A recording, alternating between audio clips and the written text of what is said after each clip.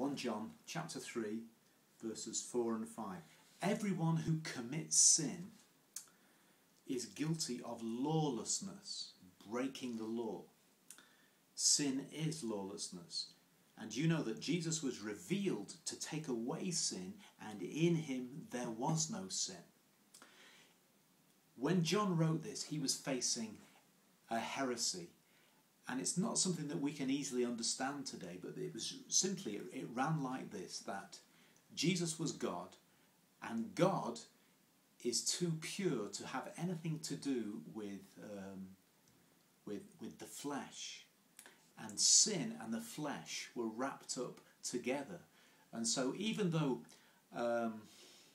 it seemed that Jesus was a human being, it was only a seeming, it wasn't a reality.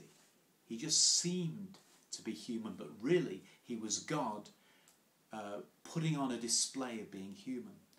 So that's not something we can easily identify with, is it? The interesting thing was, they sounded so spiritual, so great. So how can God have anything to do with being human? Human is dirt beneath your feet, but God is above it. How can there be a bridge between the two? And so for them, flesh and sinfulness were synonymous terms. So how could you have a divine humanity? So in some senses, this starts to get interesting, doesn't it? So they admitted that Jesus was God, which many times nowadays people don't admit. They don't understand that. But they denied the reality of his physicality, his materialism, his humanness. So the Word of God was making itself known to the minds of men through the senses by an illusion. He seemed to be man, but he wasn't really. And so to say that the Word of God was made flesh was abhorrent. Now remember, the New Testament hadn't been written. They weren't referring back to the New Testament. They were just listening to the accounts of the apostles, the preaching of the apostles, and the word of the Old Testament, and their understanding of a God who would appear in the thunder and fire of Sinai and give them laws, but a God who was distant from them. So the whole idea of the Word made flesh hadn't really come into their understanding.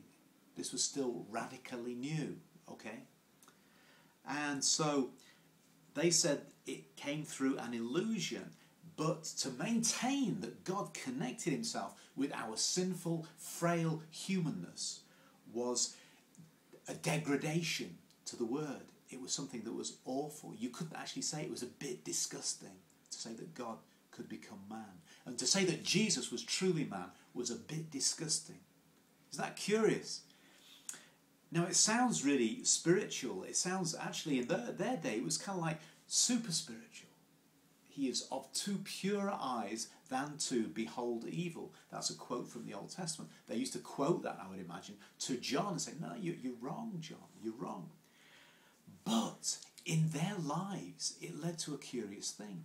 It meant that they could have a life of easy morality. They were immoral.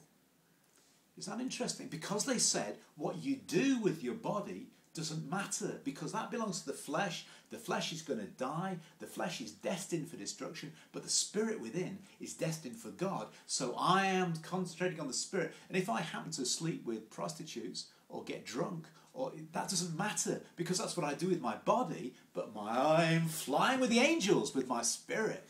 Do you see how curious? It was a really strong heresy. It was a split in the human body between what's going on the inside and what's going on the outside. And they said God's spirit cannot be mixed with human nature without degradation.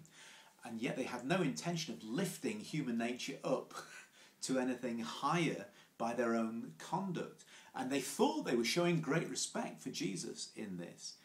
But they were denying the reality of his suffering. So what happened when he died?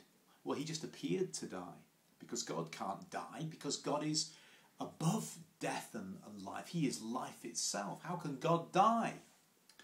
So they said, well, what happened on the cross then? Well, it was just a show. It was just something that was apparent. He was trying to teach us a lesson, but it wasn't a reality. So they couldn't admit the conception that frail, undignified humanity was truly the life of Jesus, and yet they had no more intention of living more spiritually elevated lives themselves.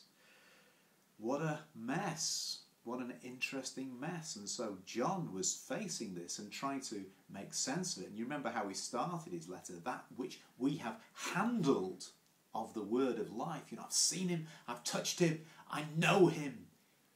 And anyone who says that Jesus Christ is not come in the flesh is the spirit of the Antichrist. This is all from the same letter.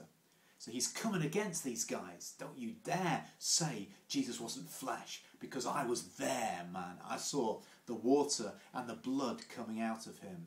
And he points to the points of his physicality. Okay, and he said, John said, don't even let people who say these things into your houses. Why?